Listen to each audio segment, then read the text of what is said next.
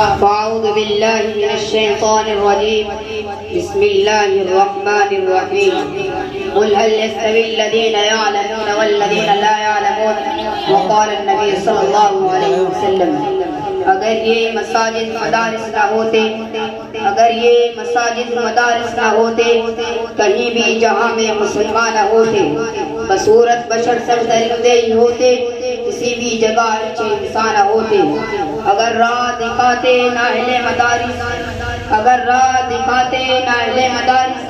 زمینوں پہ سجدے دھڑکتے ہی ہوتے کسی کو بھی توفیق کے توبہ نہ ہوتی کسی بھی بخشش کے شامہ نہ ہوتے محترم اساتذہ کرام اور محترم مہمان گرامی اور میرے ہم مکتب ساتھیوں السلام علیکم ورحمۃ اللہ وبرکاتہ آج اس بابرکت محفل میں دینی مدارس کے قدروں کے بارے میں لب گشائی کرنے کی جسارت کر رہا ہوں دعا ہے کہ اللہ تعالیٰ مجھے حق اور سچ بات کہنے کی توفیق عطا فرمائے معزز سامعین حضور اکرم صلی اللہ علیہ وسلم نے قرآن و حدیث کی تعلیم کا آغاز ایک ایسے چبوترے سے کیا جس کے اوپر چھت بھی نہیں تھی صحابہ کرام رضی اللہ تعالیٰ حسب ضرورت چند کھجوریں کھا کر باقی دوسروں کے لیے چھوڑ جا کرتے تھے حضرت ابو ہریرہ رضی اللہ تعالیٰ بعض اوقات شدت بھوک کی وجہ سے بے ہوش ہو کر گر جایا کرتے تھے خود فرماتے ہیں کہ لوگ تک جا کرتے تھے کہ مرچی کا دورہ پڑ گیا ہے لیکن خدا کی قسم مرچی نہیں شدت بھوک کی وجہ سے بے ہوش تاری ہو جایا کرتی تھی صحابہ کرام رضی اللہ تعالیٰ نے عظیم قربانیاں دے کر دین ہم تک پہنچایا ہے آج اس سادات مدارس جو نظر آ رہے ہیں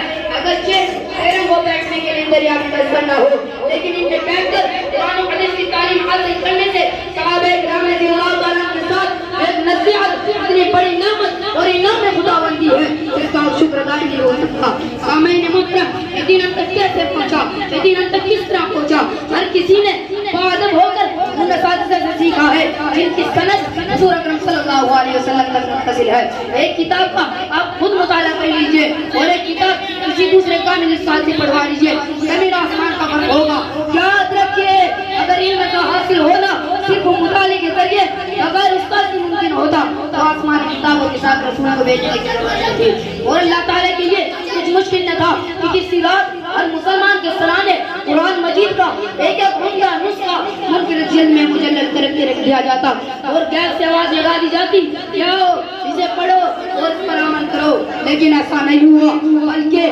اللہ تعالیٰ نے قرآن کے ساتھ شافع قرآن حضرت محمد صلی اللہ علیہ وسلم کو بھیجا چنانچہ رب کائنات نے فرمایا والذی بعث فی الامیین رسولا منہم یتلو علیہم آیاتہ ویزکیہم ویعلمہم الکتاب والحکمہ وہی ہے جس نے ان لوگوں میں سے ایک رسول کو بھیجا جو ان کے سامنے اس کے آیاتوں کو تلاوت کر کے ان کو پاکیزہ بنائے معزز سامعین جی ہاں ایسا ہوا ہے انبیاء اسلام تشریف لائے مگر کتاب نہیں تھی لیکن ایسا کبھی نہیں ہوا کتاب بغیر کسی نبی کے نازل ہوتی ہو وجہ ہے کتاب بغیر معلم مربی انسان کی ہدایت کے لیے کافی نہیں اگر انسان کتاب بخود مطالعہ کرتا اور جب مطلب سمجھ نہ ہوتا تو گمراہ ہو جاتا اس کی مثال تو ایسی ہے اگر انسان میڈیکل پر لکھی کتابوں کا خود مطالعہ کر کے میڈیکل پڑھ بیٹھ جاتا